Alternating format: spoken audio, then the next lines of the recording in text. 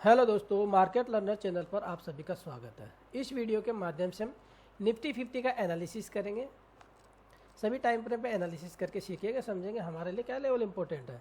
जैसे कि निफ्टी के चार्ट में आप देख रहे होंगे कि यहाँ पे बॉटम पे जब यहाँ पे ये हैमर कैंडल बना था, तो ये हैमर कैंडल मैंने आपको टेलीग्राम ग्रुप पे भी कि डेली चार्ट पे हमारा हैमर कैंडल बन गया है और इसके ऊपर हम ट्रेड करते हैं, तो हम बाई साइड को सेटअप को देखेंगे डेली चार्ट पे।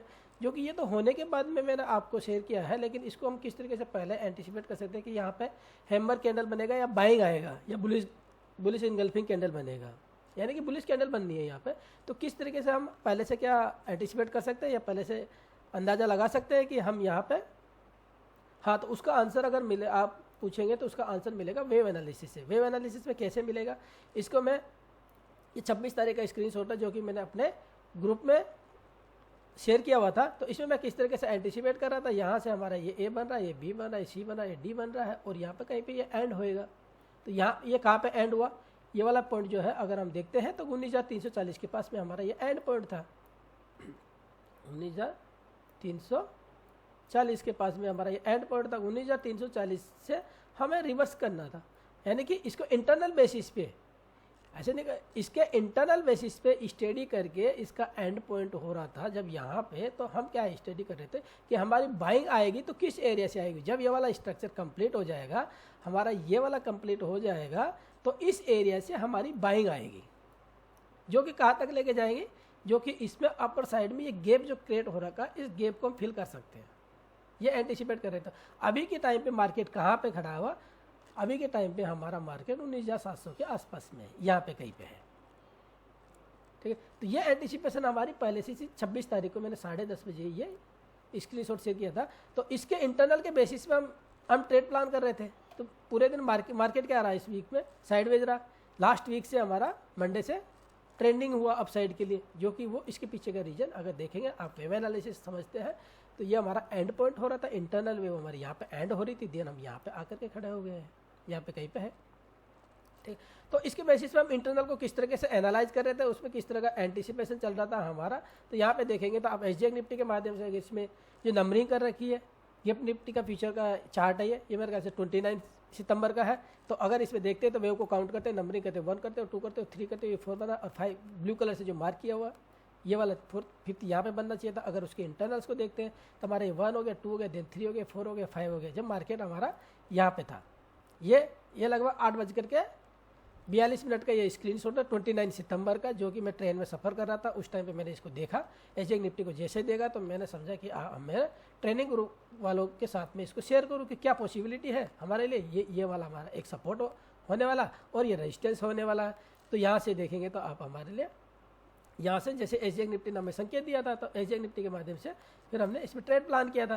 तो अगर इसको देखें तो किस तरीके से हुआ, एसजीएक्स निफ्टी ने क्या किया है, तो यहाँ पे देखेंगे तो आप इसने यहाँ से इसी का रेजिस्टेंस लिया, देन वहाँ से इस 5th वेव के लिए आना था, ब्लू कलर वाली के लिए। तो यहाँ पे कहीं पे ये 5th वेव एंड हो चुकी है। किस लेवल पे एंड हुई है, 19,340 के पास में ये एंड हुई है। वहाँ से बाइंग आनी थी, बाइंग को देखते तो उसके लिए कन्फर्मेशन चाहिए, तो उसके लिए भी हम किस तरीके से कन्फर्मेशन देखेंगे। तो कन्फर्मेशन की बात करें तो यहाँ पे देखिए, ये हमारा 4 तारीख का स्क्रीनशॉट है। 4 तारीख का ये वाला, इस ट्रेंड लाइन के राइट साइड में हमारा बाइंग इनिशिएट होता है, क्योंकि अगर इसको इंटरनल बेसिस पे जाकर के पढ़ते हैं तो ये पॉइंट था हमारा 19,340 पे। किस तरीके से आप करेंगे, तो अगर 5th वेव में चल रहे हैं आप, तो 5th वेव की इंटरनल भी आप रीड करेंगे। तो यहाँ से जैसे 1 2 3 ये 4 और 5 यहाँ पे कंप्लीट हुआ। इसके बाद में रिवर्सल देखना था। तो रिवर्सल का कन्फर्मेशन हमें कहाँ मिला, रिवर्सल का कन्फर्मेशन मिला हमें यहाँ पे। जब कन्फर्मेशन हो गया था तब मैं इस कॉल ऑप्शन को भी लेके गया था, 19,400 की कॉल ऑप्शन को लेके गया था। और हमारे ग्रुप में जो स्टूडेंट हैं उन्होंने भी इस कॉल ऑप्शन को पूरा ये रैली इंजॉय करी है। उसकी बात करें तो उसके पीछे तो मेरे दिमाग में क्या था कि ये वाला स्ट्रक्चर हमारा कंप्लीट हो गया है, यहाँ पे एंड पॉइंट आ गया है, तो देन साइड में तो आएंगे, जो कि रिवर्सल हमें मिल चुका था। तो उस कॉल ऑप्शन का मेरे ख्याल से मैंने उसका स्क्रीनशॉट भी आपको साथ में शेयर किया था 5 तारीख को, ठीक है।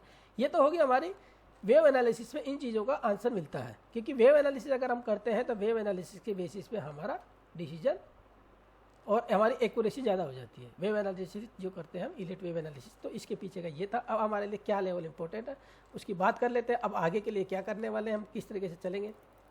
तो यहाँ से तो लगभग हम यहाँ पे आ चुके। ये वाला हमारा हैमर कैंडल बना था यहाँ पे, ये वाला। तो हम किस तरीके से 1 आवर के टाइम फ्रेम पे तो देखोगे तो 1 आवर के टाइम फ्रेम पे पिछला समझा देता हूँ, पिछले स्ट्रक्चर के बेसिस पे आप समझ पाओगे किस तरीके से हम इसको नंबरिंग करें तो इसको क्या आप ए रखो या बी रखो, सी रखो, डी रखो या ई रखो, इसको आप ABCD से डिनोट कर, या फिर आप 1 रखो, 2 रखो, 3 रखो, 4 रखोगे और 5 रखोगे तो क्या हो गया ये हमारा है। लेकिन हम करेक्टिव वेव में है, क्योंकि हम एंडिंग डायगोनल को जब देखते हैं तो एंडिंग डायगोनल को ABCD ही से डिनोट किया जाता है मोस्ट।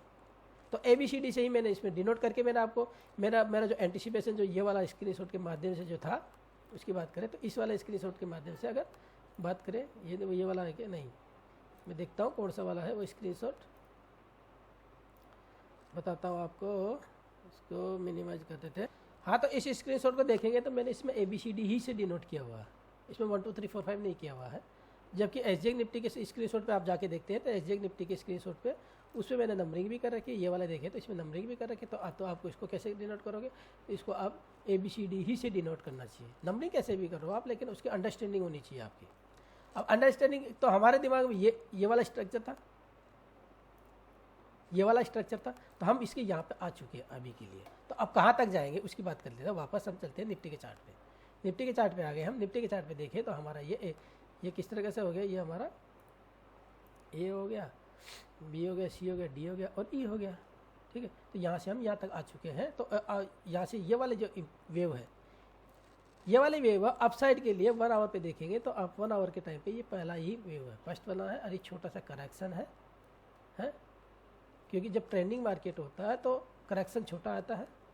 मेरे ख्याल से इस वेव का ये 23 या 38% रिट्रेसमेंट है। और यहाँ से हम पहले लेकेंगे, हमारे लिए हार्डर मिलेगा यहाँ पे इस एरिया में 19,827 से लेकर के 19,870 ये वाला लेवल है। जब तक हम इसके लेफ्ट साइड में, इस ट्रेंड लाइन के लेफ्ट साइड में, तब तक हमारे लिए ये टारगेट वैलिड है। तो हमें जो रेजिस्टेंस मिलेगा, अगला रेजिस्टेंस मिलेगा वो यहाँ पे मिलेगा, इस एरिया में हमारा अगला रेजिस्टेंस मिलेगा। अब यहाँ पे हम किस तरीके से जाएंगे, क्या हम यहाँ से ABC करके ही जाएंगे हैं, देन इसको क्रॉस करते करते अगर इसको ABC के फॉर्मेशन में इसको वापस करते हैं तो देन हम इसको वापस टेकिंग की पॉसिबिलिटी रहेगी। लेकिन अगर हम यहाँ से इस वाले वेव के अंदर, ये वाले जो वेव बनेगी हमारी, ये क्या मोटी बनेगी 1 2 3 4 और 5, इस तरीके से क्या 5 बनेगी। थी अगर ये मोटी वेव बनती है तो ये आगे के लिए न्यू हाई के लिए हम क्वालिफाई करेंगे, न्यू हाई के लिए हम क्वालिफाई करेंगे या नहीं करेंगे। तो इस वाले वेव के अंदर जो भी ये वेव बनेगी हमारी, तो उन सब का आंसर करेगी हमारी ये वेव। इसको रीड करेंगे, इसके बेसिस पे हम आगे एंटिसिपेट करेंगे कि हम न्यू हाई बनाएंगे दोबारा से या वहाँ से फर्दर डाउन साइड में आ जाएंगे। ठीक है, तो हमारे लिए क्या किस तरीके से हो जाएगा, अगर ये हमारा वेव इस तरीके से हमारा 1 2 3 4 5 इस तरीके से बनता है, देन इसके बाद में हम इसको जब वापस ब्रेक करेंगे तब ये हम यहाँ पे जब इसको ब्रेक करेंगे तो क्या हम मोटी वेव में करेंगे या करेक्टिव वेव से ही हम ब्रेक करेंगे। अगर हम करेक्टिव वेव से ही ब्रेक करते हैं तो देन हम फिर न्यू हाई के लिए हम एंटिसिपेट कर सकते हैं। अभी के लिए फ़िलहाल के लिए हम इसी की बात करेंगे। अभी के लिए ये गैप फिल हो सकता है 19,870 से लेकर 19,900 की लेवल जो है, ये गैप फिल होने की पूरी पॉसिबिलिटी है। ठीक है ना दोस्तों। बैंक निफ्टी का देख लेते हैं, बैंक निफ्टी का किस तरह का स्ट्रक्चर है। बैंक निफ्टी का चार्ट देखते हैं 1 आवर के टाइम फ्रेम पे। बैंक निफ्टी आ जाओ, बैंक निफ्टी के 1 आवर के टाइम फ्रेम पे देखेंगे आप, तो देखेंगे तो इसने भी क्या किया है, ये वाला हमारा मोटी वेव है। इस मोटी वेव को अगर आप रीड कर रहे हो तो इसका करेक्शन है, इसने पिछले हाई को इसको टैग नहीं किया है। ठीक है, तो देन इसको हम कैसे एज है, इसके लिए वैलिडेशन लेवल को देखें तो वैलिडेशन लेवल हमारे लिए ये वाला लेवल है, तो इसको हमने टैग नहीं किया है, इसको मार्क कर लेते हैं। इसको मार्क कर लेते हैं, इसको मार्क कर लेते हैं। ये वैलिडेशन लेवल है हमारे लिए अपसाइड के लिए जाने के लिए। ठीक है, यहाँ से हमारा 1 आवर के टाइम फ्रेम पे इसमें भी देखेंगे तो उसी तरह का स्ट्रक्चर बन रहा है जैसा कि बैंक निफ्टी में देखोगे आप। तो ये भी डायगोनल का फॉर्मेशन है। डायगोनल का फॉर्मेशन वही हो गया आपका, ये वाला ए